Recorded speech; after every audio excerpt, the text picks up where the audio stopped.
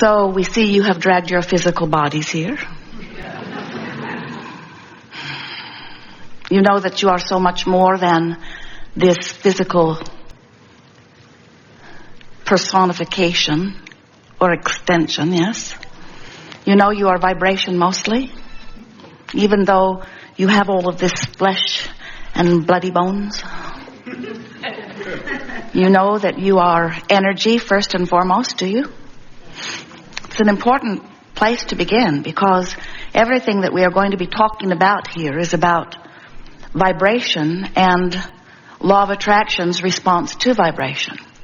And the most important thing for you to know about vibration is that you potentially have two vibrational aspects going on during any conscious waking moment. In other words, there is always the non-physical part of you pulsing.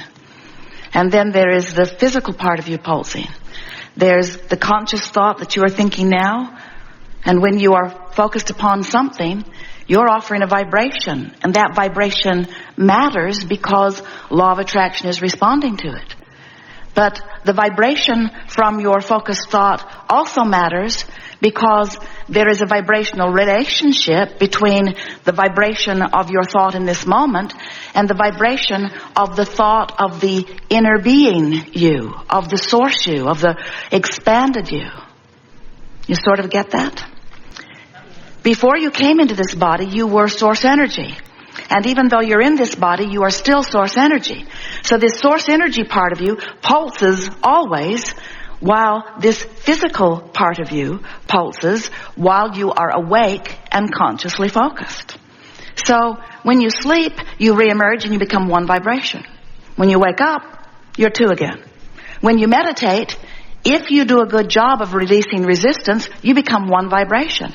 That's what we mean when we say your vibration raises.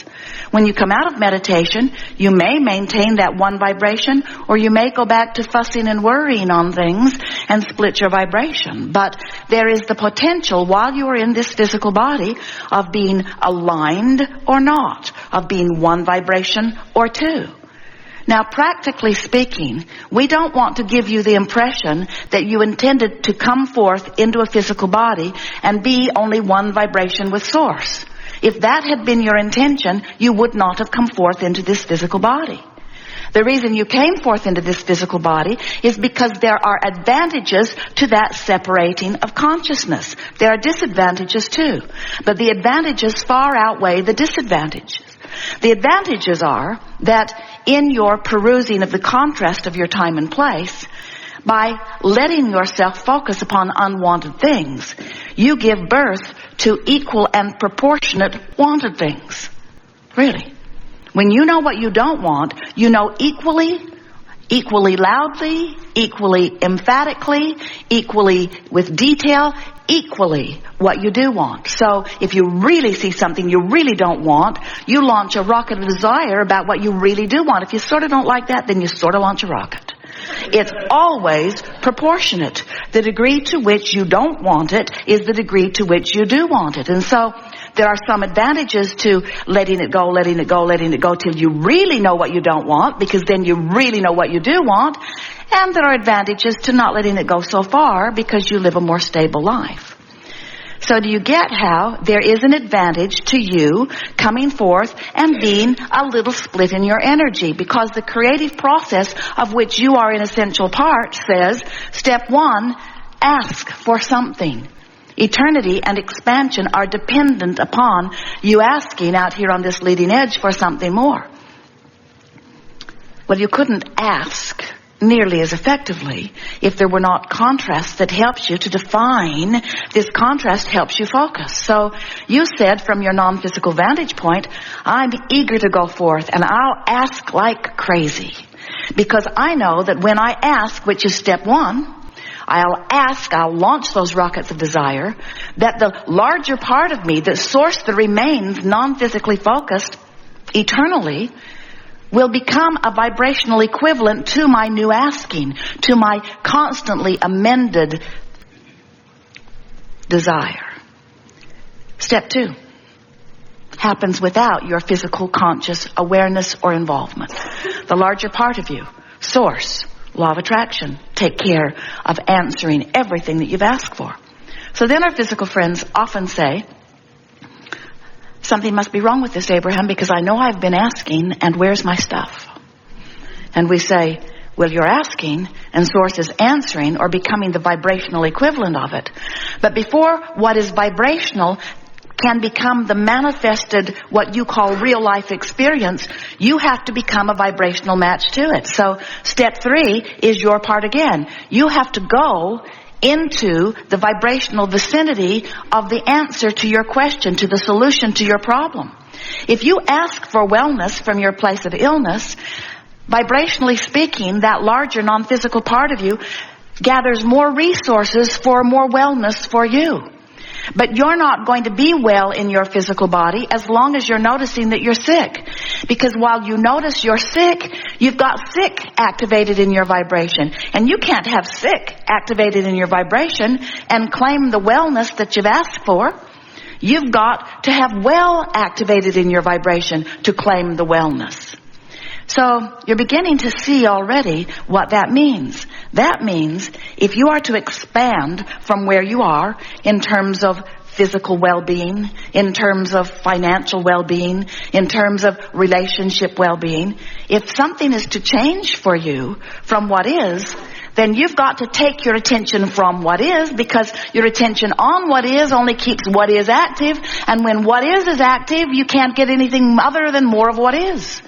Oh, different places, different faces, but the essence of your life doesn't change unless your vibration does. So you got to figure out how to find a vibration of wellness when you're sick. And that's tricky, we know. It's not the easiest thing you've ever done. But you can do it, and if you do it, you'll be well. And if you can't do it, then you won't be well. If sickness is the most active vibration you got going on, even though you've asked, and even though it's answered, and even though all of the resources have been gathered in order to provide the path to your wellness, you're not letting yourself go down that path. And you can tell you're not for 2 reasons. You're still sick, and you're ornery too. In other words, your emotions are your indicator of what's going on between these 2 vibrational aspects of you.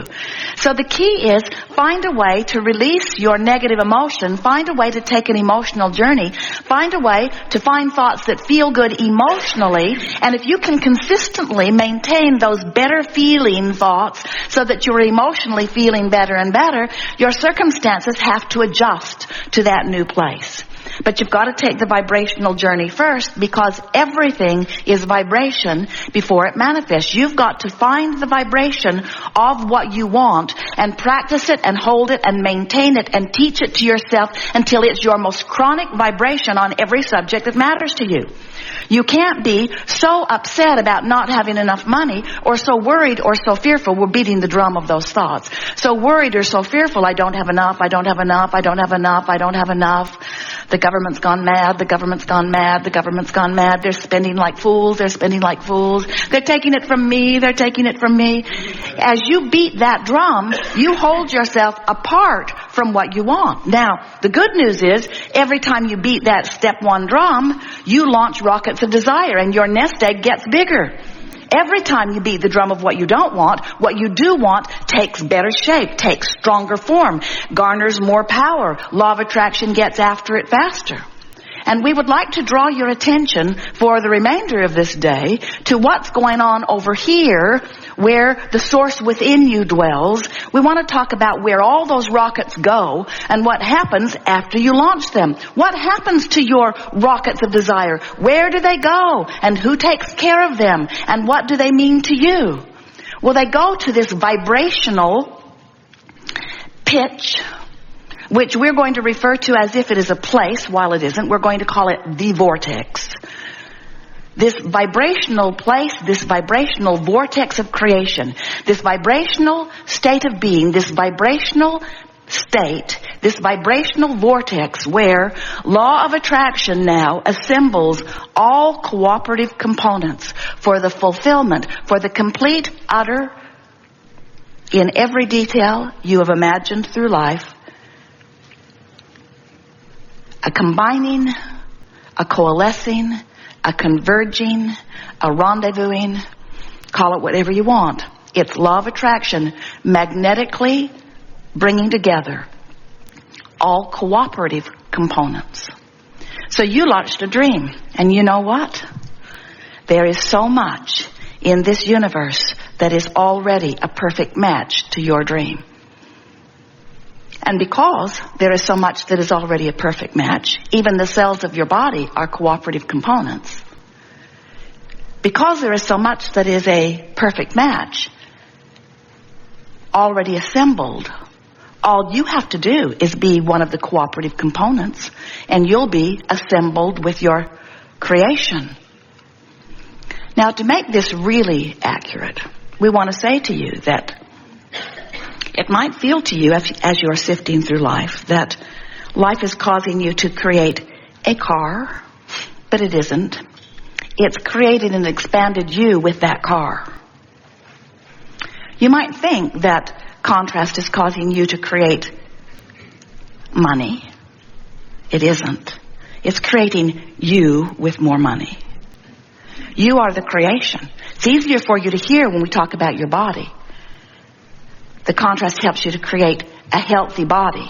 Well, you can say a healthy me.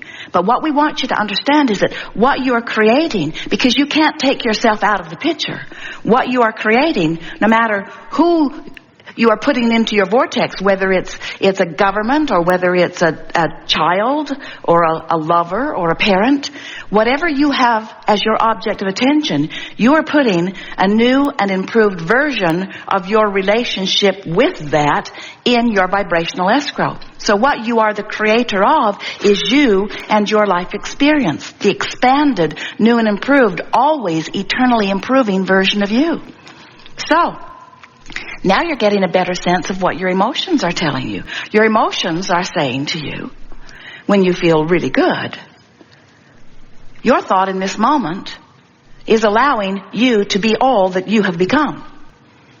But if you feel negative emotion, your emotion is indicating you are not allowing you to be all that you have become. You're holding back from what life has caused you to be. Your emotions tell you how aligned you are or how not aligned, how allowing you are or how resistant you are, how in the vortex you are or out of the vortex.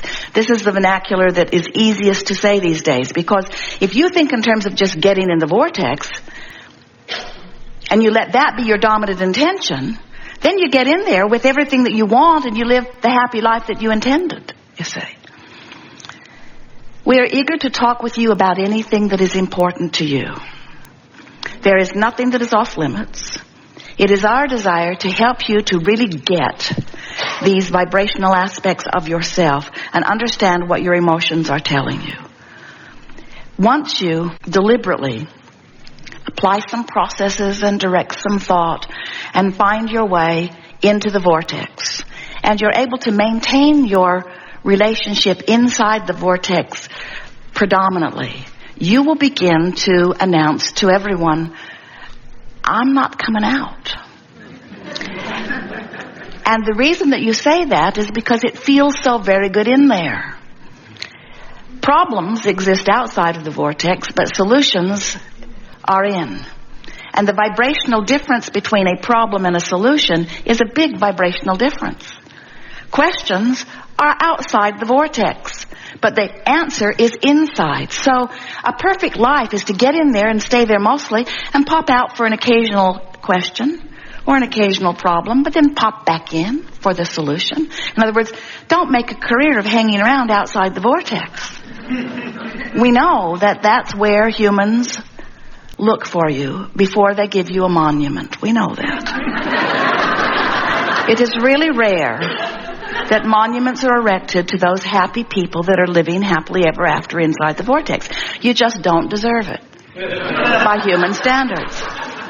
But we got to tell you, there's way more benefit to being in the vortex than being out. And the only benefit to being outside the vortex is the degree to which it makes you want to be in.